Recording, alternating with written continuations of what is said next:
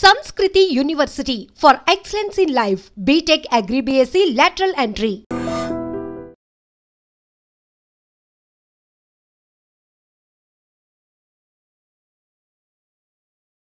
జీడిమెట్లలో అంజలి murder జరిగిన తీరు ఇప్పుడు అందరినీ కూడా కలిచివేస్తోంది. ఒక రకంగా వాళ్ళ చిన్న పాప ఏడుస్తున్నటువంటి తీరును చూసిన తర్వాత నిజంగా ఇంత దారుణంగా మనుషులు ఎట్లా తయారవుతున్నారు, కన్న తల్లుల్నే కూతుర్లు ఎట్లా చంపగలుగుతున్నారు, ఈ సంఘటనలో అసలు ఏం జరుగుంటుంది, ఇంత కసి పెంచుకోవడానికి రీజన్ ఏంది, పెద్ద కూతురు ఎందుకు ఇట్లా తల్లినే చంపేసింది అని అంటే ఒకటి ప్రేమ వ్యవహారం ఒకటి అన్నటువంటి మాట చెప్తున్నారు. ఇంకోటి ఏంటంటే ఇప్పుడు అంజలి ఎవరైతే ఉన్నారో, అంజలి ఎవరైతే చనిపోయారో ఆమెకి ఇప్పుడు 2 పెళ్ళిళ్ళు అనమాట. ఫస్ట్ మ్యారేజ్ జరిగినప్పుడు ఆమెకు మొదటి సంతానం ఎవరు అని అంటే ఇప్పుడు ఈ పెద్ద కూతురు చంపినటువంటి పెద్ద కూతురు. తర్వాత నెక్స్ట్ మ్యారేజ్ అయిన తర్వాత ఇప్పుడు చిన్న కూతురు ఎవరైతే రోధిస్తుందో వాళ్ళ అమ్మ మృతదేహం దగ్గర ఆమె సెకండ్ భర్తకు కలిగినటువంటి కూతురు అనమాట.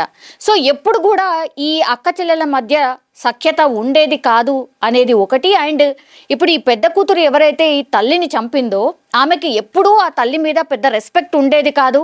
అట్లాగే ఆమె మీద చాలా కోపంగా ఉండేది. ఎందుకంటే ఆమె ఎక్కడో మనసులో పెట్టేసుకుందట, చాలా టైమ్స్ అనేదంట, ఆ చెల్లితోనే చెప్పేదంట, అమ్మ అంతు చూస్తాను నేను, ఎందుకంటే నా తండ్రిని పొట్టన పెట్టుకుంది కాబట్టి ఆమె తల్లే కాదు, ఆమె అసలు నన్ను ఎవరు అడగడానికి, నేనేం చేస్తే అసలు ఆమెకెందు అనే ధోరణిలో మాట్లాడేదట. అంటే చిన్న పాప చాలా విషయాలు ఆమె మాట్లాడుతుంది.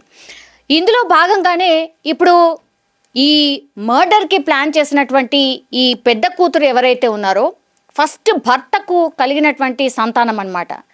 మరి ఆమెకు పరిచయం అయింది ఇన్స్టాగ్రామ్లో. ఆ వ్యక్తి ఎవరైతే శివ అనే వ్యక్తి ఎవరైతే ఉన్నాడో ఆయన 8 నెలల క్రితం పరిచయం అయినటువంటి వ్యక్తి. దాని తర్వాత ఈమె పెద్ద కూతురు మొన్న 19వ తారీఖున 3-4 రోజుల పాటు ఈ శివతో పాటు వెళ్ళిపోయింది అనే మాట చెప్తున్నారు. పోలీసులు కూడా నిర్ధారించారు. ఎందుకంటే ఎప్పుడైతే ఈ శివతోని ప్రేమ అంటూ ఈమె మాట్లాడడం స్టార్ట్ చేసిందో తల్లికి కూడా ఈ విషయం తెలుసు, మందలించింది. మందలించడంతో అది నచ్చకనే శివతో పాటు మొన్న 19వ తారీఖున ఆమె వెళ్ళిపోయింది ఆ పిల్ల. సో వెంటనే తల్లి వెళ్ళి పోలీసులకు కంప్లైంట్ చేసింది. పోక్సో చట్టం కింద కేసు కూడా నమోదు చేసింది. నమోదు చేసినప్పుడు పోలీసులు ట్రేస్ అవుట్ చేసిండ్రు. ఆ తర్వాత ఆ పిల్లని తీసుకొచ్చి తల్లి దగ్గర వదిలిపెట్టిండ్రు. పోక్సో చట్టం కింద ఆ శివ మీద ఆయన మీద కేసు కూడా ఫైల్ అయింది. కానీ జస్ట్ నోటీసులు ఇచ్చి వదిలేశారు. అందుకే ఈ మర్డర్ జరిగింది. పోక్సో చట్టం కింద నోటీసులు ఇవ్వడం కాదు, అసలు అరెస్ట్ చేయాలి కదా, అరెస్ట్ చేయకుండా ఎట్లా వదిలేసిండ్రు, ఆయనను అరెస్ట్ చేయకుండా వదిలేసిండ్రు. కాబట్టే ఈ శివ పూర్తిగా ప్లాన్ చేసి అడ్డు ఉంది వాళ్ళ తల్లే కాబట్టి తల్లిని అడ్డు తొలగించేస్తే ఇంకా ఆ పిల్ల నాతో పాటు ఉండిపోతుంది అనుకున్నాడు. కాబట్టే ఇదంతా కూడా జరిగింది. సో శివని ఆ రోజే మీరు అరెస్ట్ చేసి ఉంటే ఇంత దారుణం జరిగేది కాదు, ఇట్లా మా అక్క చనిపోయేది కాదు అంటూ ఇప్పుడు ఈ మృతురాలి అక్క చెల్లెలు ఎవరైతే ఉన్నారో వాళ్ళు మాట్లాడుతున్నటువంటి పరిస్థితి. అట్లాగే ఆ చిన్న పాప కూడా రోదన అదే. సో పోలీసుల మీద పెద్ద ఎత్తున ఆరోపణలు అయితే చేస్తున్నారు కుటుంబ సభ్యులు. మీకు అంతా తెలుసు, ఇప్పుడు ఈ వీళ్ళ ఫ్యామిలీకి ఇబ్బంది ఎవరితోనూ ఉంది అని అంటే ఆ శివ అనే అబ్బాయితోనే ఉంది. వాళ్ళ పాపని ఆయన దగ్గరికి వెళ్ళి తీసుకొచ్చి ఇంట్లో దిగబెట్టేశారు. అక్కడి వరకే చేసి ఊరుకున్నారు తప్పించి, నోటీసులు ఆ శివ అనే వ్యక్తికి ఇచ్చారు తప్పించి ఆయనను ఎందుకు అరెస్ట్ చేయలేదు అనేటువంటిది క్వశ్చన్ చేస్తున్నారు వాళ్ళ బంధువులు. సో పోలీసుల మీద పెద్ద ఎత్తున ఆరోపణలు అయితే చేస్తున్నారు.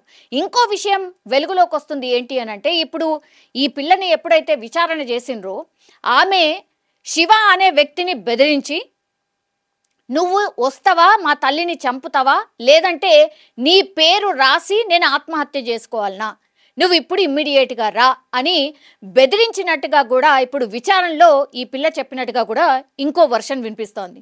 సో ఎంత దారుణం అంటే తల్లిని అడ్డు తొలగించుకోవాలి అని ఫిక్స్ అయింది కాబట్టే ఇదంతా కూడా పథకం ప్రకారం జరిగింది. ఎప్పుడైతే శివతోని పరిచయం ఏర్పడిందో అప్పుడే అనుకుంది ఖచ్చితంగా మా తల్లిని నేను చంపేసో లేకపోతే అడ్డు తొలగించుకున్న తర్వాతనే ఇది పాసిబుల్ అవుతుంది అనుకుంది.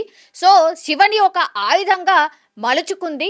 శివని ఆయుధంగా మలుచుకొనే మొత్తం ఈ పిల్లనే ఆ శివాని ట్రాప్ చేసి ఆ తర్వాత బెదిరించైనా సరే నా తల్లిని అడ్డు తొలగించుకోవాలని అనుకుంది కాబట్టి ఇదంతా చేసింది అని పోలీసుల విచారణలో చెప్పినట్టుగా కూడా వినిపిస్తోంది. సో ఈ పెద్ద కూతురు ఎవరైతే ఉన్నారో తల్లి మీద అత్యంత కోపంగా ఉంది. సో తల్లి మాట వినేది కాదు.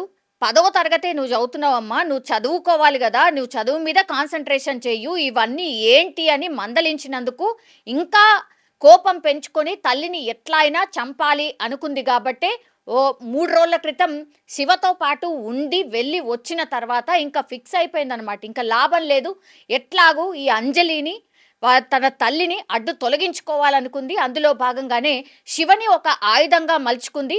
అండ్ ఈ టీనేజర్స్ కూడా అత్యంత ఆవేశపరులే కాదు, మొన్న ఇప్పుడు ఆయన దగ్గర నుంచి ఈ పిల్లని తీసుకొచ్చిన తర్వాత వాళ్ళ అమ్మకు అప్పగించారు. కాబట్టి ఆ కోపంలో వీళ్ళందరూ కూడా ఉన్నట్టుగా పోలీసుల విచారణలో తేలినటువంటి పరిస్థితి. ఇప్పుడు శివ తల్లి కూడా పూర్తిగా ఈమె ఎవరైతే ఈ పెద్ద పాప ఉందో ఆర్ మర్డర్ జరిగినటువంటి తీరుని వెనకేసుకొస్తుంది. అసలు ట్విస్ట్ల మీద ట్విస్ట్లు అనమాట. అసలు శివ తల్లి నువ్వు అట్లెట్లా ఆ అమ్మాయిని ప్రేమిస్తావు, అసలు నీ ఏజ్ అయినా కాదా అని ఎవరైనా ఏ తల్లైనా మందలిస్తుంది.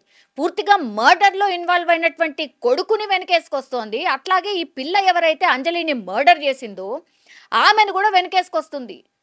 ఆమె ఒకటే చెప్తుంది, వీళ్ళు చేసింది కరెక్టే, అంజలిని చంపడం కరెక్టే, ఈ విషయాలన్నీ కూడా లోతుగా మీరు విచారణ చేస్తే ఈ పిల్లనే మీకు చెప్తుంది అన్నటువంటి మాట చెప్తోంది. మరి శివ తల్లికి ఎందుకు ఇంత కోపం అనేది అర్థం కానటువంటి అంశం. సో శివ తల్లి ఆర్ శివకు సంబంధించిన ఫ్యామిలీ అందరికీ కూడా తెలిసే ఇప్పుడు ఈ మర్డర్ అంతా ప్లాన్ జరిగిందా?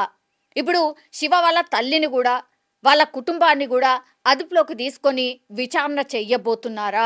ఎందుకంటే ఒక మర్డర్ ఇంత దారుణంగా కన్న తల్లిని మర్డర్ చేయడానికి ఒక వ్యక్తిని ఎవరినైతే ప్రేమించానని చెప్తోందో అతన్ని పిలిపించి, అతనే కాదు వాళ్ళ తమ్ముడు పోయిండు స్పాట్కి, ఆ తర్వాత వాళ్ళ స్నేహితుడు కూడా స్పాట్కి వెళ్ళిండు. ముగ్గురు కలిసి ఆల్మోస్ట్ ఈ పిల్ల కూడా కలిసి ఆమెను అత్యంత దారుణంగా సుత్తతోని కొట్టడం కావచ్చు, చున్నీతోని బిగించడం కావచ్చు, చనిపోయింది అని అనుకున్నా లేదు ఇంకా కదులుతోంది, మళ్ళీ ఇంకోసారి రా అని చెప్పి మళ్ళీ పిలిపించి మళ్ళీ ఆ తల్లిని చంపేసి ఏదైతే చున్నీతోని బిగించి వాళ్ళ తల్లిని చంపిందో ఆ చున్నీనే తన నడుముకి కట్టుకొని ఈ పిల్ల ఎవరైతే ఈ మర్డర్ అంతా చేసిండ్రో, ఈ ప్లాన్ చేసిండ్రో ఆ పిల్ల పోలీస్ స్టేషన్లో ఇప్పటికీ కూడా తల్లిని ఏదైతే ఉరి తీసినటువంటి చున్నీ ఉంటుందో ఆ చున్నీని నడుము కట్టుకొని ఇప్పుడు ఇంకా కూడా పోలీస్ స్టేషన్ దగ్గర ఉన్నటువంటి పరిస్థితి. సో ఎంత దారుణమైన ఆలోచనలో ఆ పిల్ల మనస్తత్వం ఉంది అనేది కూడా అర్థం చేసుకోవచ్చు. ఒకటి జస్ట్ 10వ తరగతి చదువుతుంది, ఏ తల్లైనా ఎవరు చేస్తారు? ఇంకో 2-3 కొట్టడమే కాదు, అసలు ఎవరైనా ఊరుకుంటారా? ఏ తల్లైనా ఊరుకుంటుందా ఇట్లాంటివి చేస్తుంటే? అదే ఈ తల్లి కూడా చేసింది, అదే ఇప్పుడు ఆమె పాలిట శాపమైంది. ఒకటి తర్వాత ఈ శివ అనే వ్యక్తిని బెదిరించి నువ్వు వస్తావా, మా తల్లిని చంపుతావా లేదా, లేదంటే నీ పేరు రాసిపెట్టి నేను ఆత్మహత్య చేసుకుంటాను అని చెప్పడం వల్లనే శివ వచ్చిండా? ఇంకోటి ఇప్పుడు పోక్సో చట్టం కింద ఆ పిల్లగాడి మీద ఆల్రెడీ పోలీసులకు కంప్లైంట్ ఉంది. జస్ట్ నోటీసులు ఇచ్చి ఎందుకు వదిలేసిండ్రు, అరెస్ట్ ఎందుకు చేయలేదు అనేది 3వ పాయింట్. సో వీటన్నిటిని కూడా రైజ్ చేస్తున్నారు. ఇంకా ఈ కేసు విచారణలో ఏమేం నిజాలు బయటకు వస్తాయి, మరి వీళ్లకు సహకరించింది ఇంకెవరైనా ఉన్నారా? ఎందుకంటే శివ తల్లే చెప్తోంది కరెక్టే చేసిండ్రు అని.